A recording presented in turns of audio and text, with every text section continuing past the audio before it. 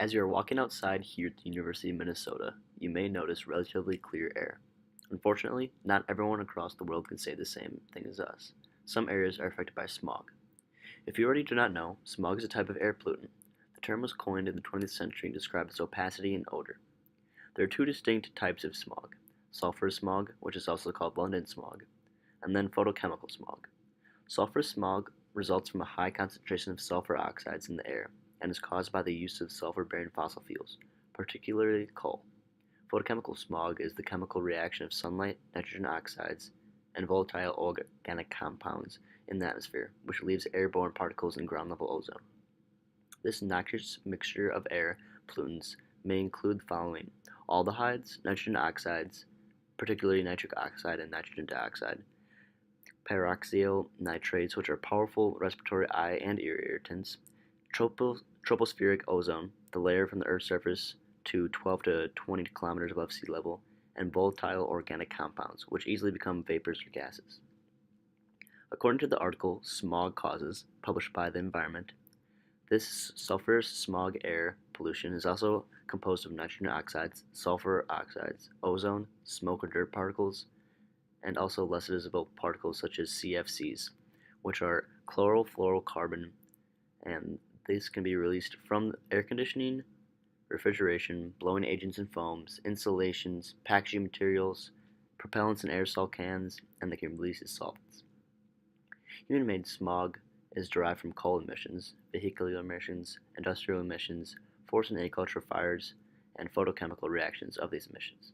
Also, natural occurrences like volcanoes exploding, which is coined VOG, and then radiocarbon content of some plants like the creosote bush in LA, which affects smog distribution more than fuel combustion alone. Modern smog, as found for example in Los Angeles, is a type of air pollution derived from vehicular emission, from internal combustion engines and industrial fumes that react in the atmosphere with sunlight to form secondary pollutants that also combine with the primary emissions to form photochemical smog. In certain other cities such as Delhi, smog severity is often aggravated by stubble burning, which is the deliberate setting of fire of remaining stubble after harvesting crops, and this occurs in neighboring agricultural areas. The atmospheric pollution levels of Los Angeles, Beijing, Delhi, Lahore, Mexico City, Tehran, and other cities are increased by inversion that traps pollution close to the ground. It is usually highly toxic to humans and can cause severe sickness, shorten life, or death, which I will now discuss. So, smog affects the health of living organisms, the environment, and the economy greatly. Smog is especially harmful for senior citizens, children, and people with heart and lung conditions such as emphysema, bronchitis, and asthma. It can inflame the breathing passages, decrease lungs working capacity, cause shortness of breath, pain when inhaling deeply, wheezing, and coughing. It also can cause eye and nose irritation, and it dries out the protective membranes of the nose and throat and interferes with the body's ability to fight infection, thus increasing susceptibility to illness. Hospital admissions and respiratory deaths often increase during periods when the ozone levels are high. There's a lack of knowledge on the long-term effects of air pollution exposure and the origin of asthma. However, an experiment was carried out using intense air pollution similar to that of the 1952 Great Smog of London. The results from this experiment concluded that there is a link between early life pollution exposure that leads to the development of asthma, proposing the ongoing effect of the Great Smog. Modern studies continue to find links between mortality and the presence of smog. One study published in Nature magazine found that smog episodes in the city of Jinan, a large city in eastern China, during 2011 and 2015 were associated with a 5.87% increase in the rate of overall mortality. This study highlights the effect of exposure to air pollution on the rate of mortality in China. In 2016, the Ontario Medical Association announced that smog is responsible for an estimated 9,500 premature deaths in the province each year. Also, researchers at Lancaster University found abundant magnetite nanoparticles in brain tissue from 37 individuals aged 3 to 92 who lived in Mexico City and Manchester. These tiny particles are believed to cause Alzheimer's disease. Another study in the American Journal of Epidemiology examined 806 women who had babies with birth defects between 1997 and 2006, and then 849 women who had healthy babies, and they found that the smog in San Joaquin Valley area of California was linked to two types of neural tube defects, spina bifida and anencephaly, which is the underdevelopment or absence of the brain. Both of these, if not fatal, usually results in profound impairment. The US EPA has developed an air quality index that will explain air pollution levels to the general public. 8-hour average ozone concentrations of 85 to 100 ppbv, which is parts per billion by volume, are described as unhealthy or sensitive. 105 to 124 are unhealthy, and 125 to 404 ppv are very unhealthy.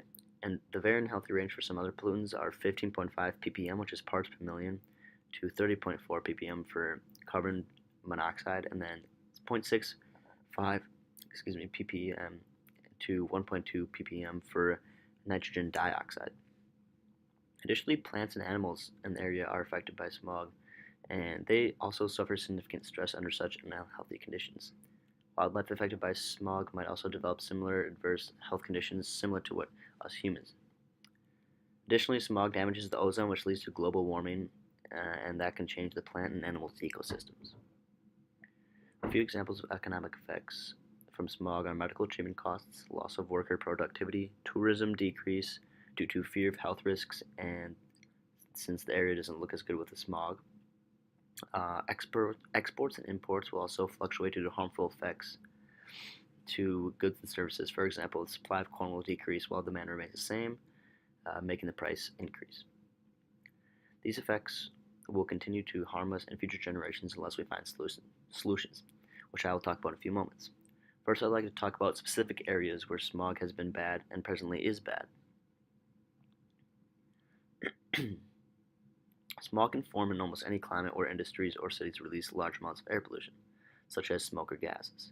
However, it is worse during periods of warmer, sunnier weather when the upper air is warm enough to inhibit vertical circulation. It is especially prevalent in geologic basins encircled by hills or mountains. It often stays for an extended period of time over densely populated cities or urban areas and can build up to dangerous levels. A few examples of areas like this are Canada, Beijing, Delhi, London, LA, Mexico City, and Ulaanbaatar, Mongolia. According to the Canadian Science Smog Assessment published in 2012, smog is responsible for detrimental effects on human and ecosystem health, as well as socioeconomic well-being across the country. It was estimated that the province of Ontario sustains $201 million in damages annually for selected crops and an estimated tourism revenue degradation of $7.5 million in Vancouver. Joint research between American and Chinese researchers in 2006 concluded that much of the city's pollution comes from surrounding cities and provinces. On average, 35 to 60% of the ozone can be traced to sources outside the city. From an article, A Delhi Particular, I found that Delhi is the most polluted city in the world, and according to one estimate, air pollution causes the death of 10,500 people in Delhi every year. During 2013 to 2014, peak levels of fine particulate matter in Delhi increased by about 44%, primarily due to vehicular and industrial emissions. The dense smog in Delhi during winter season results in major air and rail traffic disruptions every year. Environmentalists have criticized the Delhi government for not doing enough to curb air pollution and to inform people of air quality issues, considering most of their residents are unaware of the alarming levels of air pollution. In 1306, concerns over air pollution were sufficient for King Edward to ban coal fires in London.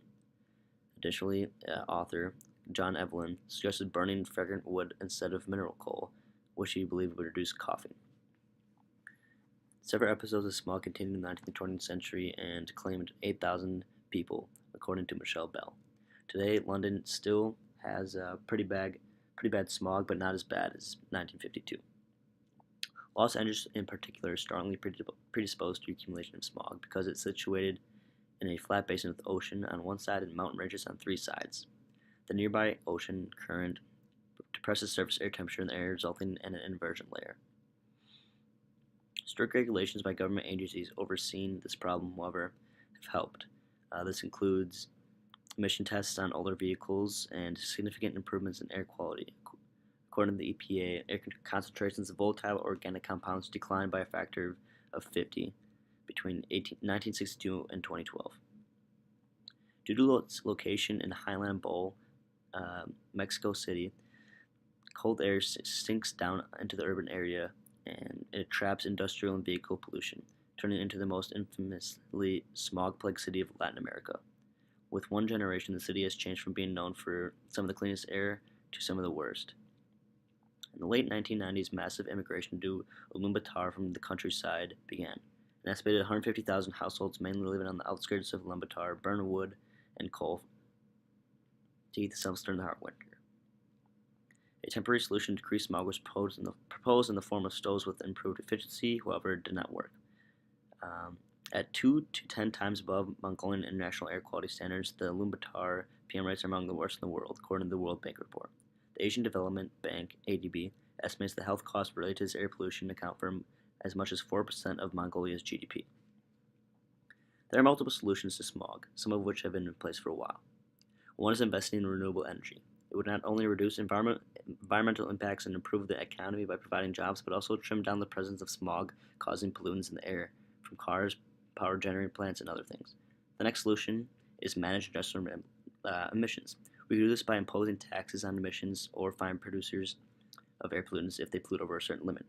The next solution is the use of environmentally friendly consumer products. The use of household products that have high levels of volatile organic compounds should be completely avoided. The use of environmental friendly consumer products such as eco-friendly paints, paper, sprays, solvents, and plastics therefore provides a basis for addressing smog pollution. The last solution I will talk about is smog detection and monitoring systems. Such strategies would be the Air Quality Index and the Clean Air Act. The Clean Air Act was legislation first passed in 1963 to control air pollution. In 1970, an amendment was added which authorized the development of comprehensive federal and state regulations to limit emissions from both stationary and mobile sources. In 1990, another amendment increased the authority of the government and the responsibility. They had new programs to control acid rain and ensure stationary source operation permits. Also, NASDAQ was created. NAAQS was created and expanded. The Clean Air Act has been one of the most successful environmental plans in U.S. history. For more than 40 years, the Clean Air Act has fostered steady progress in reducing air pollution, allowing Americans to breathe easier and live healthier. A peer-reviewed 2011 EPA study found that in 2010 alone, reductions in fine particulate pollution and ozone pollution achieved by the Clean Air Act of 1990 avoided more than 160,000 premature deaths, 130,000 heart attacks, asthma attacks, and 86,000 hospital admissions. It also prevented 13 million lost workdays, improving worker productivity, which contributes to the economy. Also, it kept kids healthy and in school, avoiding 3.2 million lost school days due to respiratory illness. To conclude, smog is prevalent across the world. It can be formed from a variety of problems, often staying in certain areas due to geography and no preventative policies. They can cause health, environmental, and economic problems. However, these problems can be solved with multiple solutions available, some of which we can participate in ourselves.